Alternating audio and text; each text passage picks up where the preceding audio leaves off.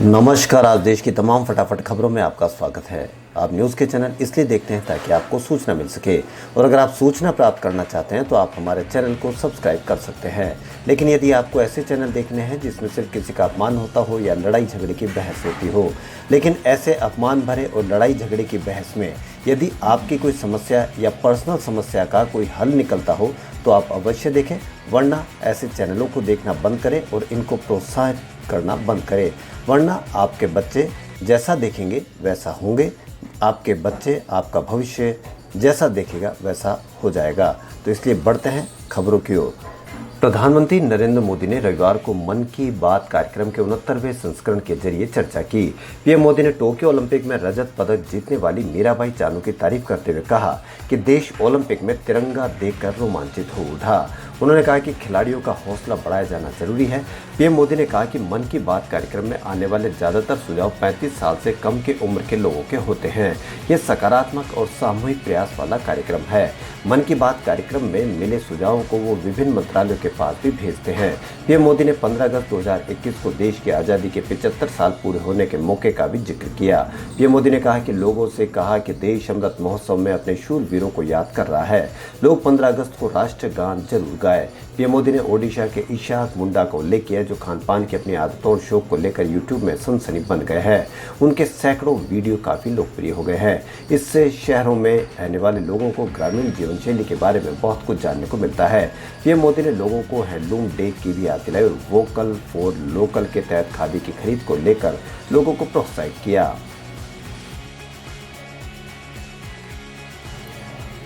नोएडा में शिविर में गिरी गेंद 2 युवकों के लिए काल बन गई। शिविर टैंक में गिरी गेंद को निकालने उतरे 2 युवकों की मौत हो गई, 2 अन्य की हालत गंभीर हो गई। नोएडा के सेक्टर 5 में बड़ा हादसा हुआ। शिविर में गिरने से 2 युवकों की मौत, 2 युवकों की हालत गंभीर है। नोएडा के सेक्टर 5 में जल निगम के पार्क में सुबह 6 बजे क्रिकेट खेल रहे युवकों की बॉल शिविर में गिर गई थी।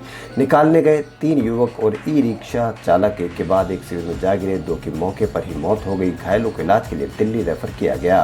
पुलिस मौके पर जांच में जुटी। रविवार सुबह थाना क्षेत्र सेक्टर 20 नोएडा के अंतर्गत सेक्टर 6 में क्रिकेट खेलते समय युवकों की गेंद जल बोर्ड के सीवर प्लांट के टैंक में चली गई थी।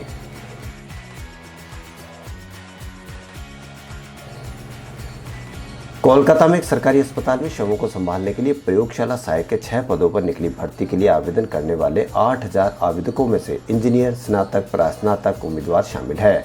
मुर्दाघर में बोलचाल में प्रयोगशाला सहायक को डॉम भी कहा जाता है। चिकित्सा प्रतिष्ठान के एक अधिकारी ने जानकारी दी। उन्होंने कहा कि नील रत्न सरकार चिकित्सा कॉलेज सह अस्पताल के फॉरेंसिक मेडिसिन एंड टॉक्सिकोलॉजी विभाग में डॉम के 6 पदों पर भर्ती के लिए आवेदन देने वालों में करीब 100 इंजीनियर, 500 स्नातकोत्तर और 2200 स्नातक उम्मीदवार हैं। अस्पताल के अधिकारी ने बताया कि कुल आवेदकों में से 84 महिला उम्मीदवार समेत 784 को 1 अगस्त को होने वाली लिखित परीक्षा के लिए बुलाया गया है। पिछले साल दिसंबर में निकली भर्ती की अधिसूचना के अनुसार इस पद की अर्हता कम से कम 8वीं पास और उम्र सीमा 18 से 40 साल है। वही मासिक वेतन 15,000 रुपए है। पेगासस जासूसी कांड को लेकर देश में सियासी भूचाल मचा हुआ है। इजरायली स्पाईवेयर के जरिए जासूसी की बात सामने आने के बाद से विपक्ष हमलावर है।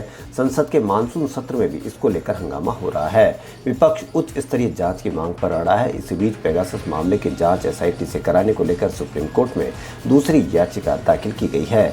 यह याचिका सीपीएम के राज्यसभा सांसद जॉन बुट्टास ने दाखिल की है। याचिका में कहा गया कि सरकार तो इस पूरे प्रकरण पर पर्दा डालने पर जुटी है, संसद तक को सही जवाब नहीं दिया जा रहा है। पारदर्शी तरीके से बताया नहीं जा रहा है कि जासूसी का तरीका अधिकृत कैसे है, जबकि आरोप तो जजों, चुनाव आयुक्तों, वकीलों, नौकरशाहों, जांच और खुफिया एजेंसियों के अलावा आला अधिकारी और राजनीतिक हस्तियों के फोन टेप करने तक के हैं। बिना समुचित जांच के इस पूरे प्रकरण के पीछे की सच्चाई का पता कैसे चलेगा। इससे पहले सुप्रीम कोर्ट के अधिवक्ता मोहन लाल शर्मा ने भी इस मामले में एसआईटी जांच के आदेश देने की मांग करते हुए याचिका दायर की थी। भारी बारिश से बेहाल महाराष्ट्र और गोवा को आने वाले दिनों में इससे राहत मिलने की उम्मीद है, क्योंकि भारत मौसम विज्ञान विभाग ने शनिवार को कहा कि देश के पश्चिमी तटीय इलाकों में मानसून के कमजोर पड़ने की संभावना है। आईएमडी ने हालांकि मध्य प्रदेश के 24 जिलों के लिए ऑरेंज अलर्ट जारी किया है। सरकारी आंकड़ों के अनुसार पिछले 3 दिनों में महाराष्ट्र के पुणे और कोंकण संभाग में हुई मूसलाधार बारिश और कुछ इलाकों में हुए भूस्खलन के कारण मरने वालों की संख्या शनिवार को बढ़कर 112 हो गई। इसमें 52 लोगों की मौत तटीय स्थिति पैदा होने और भूस्खलन की वजह से 9 लोगों की मौत हो गई, जबकि 3 लोग अन्य लापता हैं। मध्य प्रदेश में बिजली गिरने की 4 घटनाओं से 5 लोगों की मौत हो गई और 18 अन्य घायल हो गए।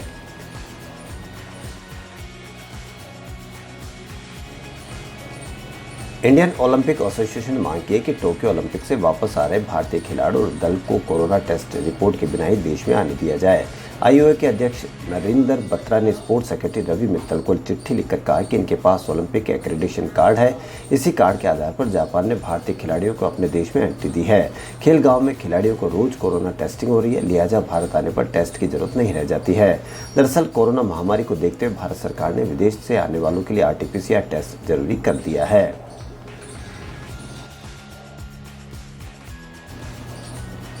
CBSE की ओर से शैक्षणिक सत्र 2021-22 के लिए 10वीं और 12वीं बोर्ड की परीक्षाओं के लिए नया पेपर पैटर्न जारी कर दिया है। इस संबंध में नोटिफिकेशन 24 जुलाई को बोर्ड के ऑफिशियल वेबसाइट पर जारी किया है। हालांकि नोटिफिकेशन पर तारीख 22 जुलाई की है। नोटिफिकेशन में बोर्ड परीक्षाओं के पेपर पैटर्न की मार्किंग स्कीम तथा संबंधित सिलेबस की डिटेल जानकारी दी है। कोविड महामारी के कारण भविष्य में संभावित विषम परिस्थितियों को देखते हुए 10वीं और 12वीं बोर्ड की परीक्षा प्रणाली में आमूलचूल परिवर्तन किया था। इसके अनुसार 10वीं और 12वीं बोर्ड की परीक्षाएं 2 टर्म में आयोजित की जानी है। नोटिफिकेशन के अनुसार दोनों ही टर्म में आयोजित की जाने वाली बोर्ड परीक्षाओं में विषयवार कुल मार्क्स 50 होंगे। सैद्धांतिक प्रश्न पत्र 35 अंकों का होगा।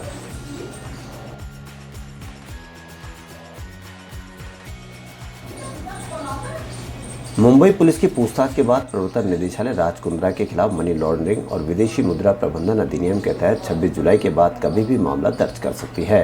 मुंबई पुलिस प्रोटोकॉल के अनुसार ईडी को वित्तीय अनियमितताओं की जांच करने के लिए सूचित करेगी, जिसमें फॉरेन एक्सचेंज वायलेशन भी शामिल है। ईडी मामला दर्ज करने के बाद अपनी जाँच शुरू करने से पहले मुंबई पुलिस से FIR की कॉपी लेगा।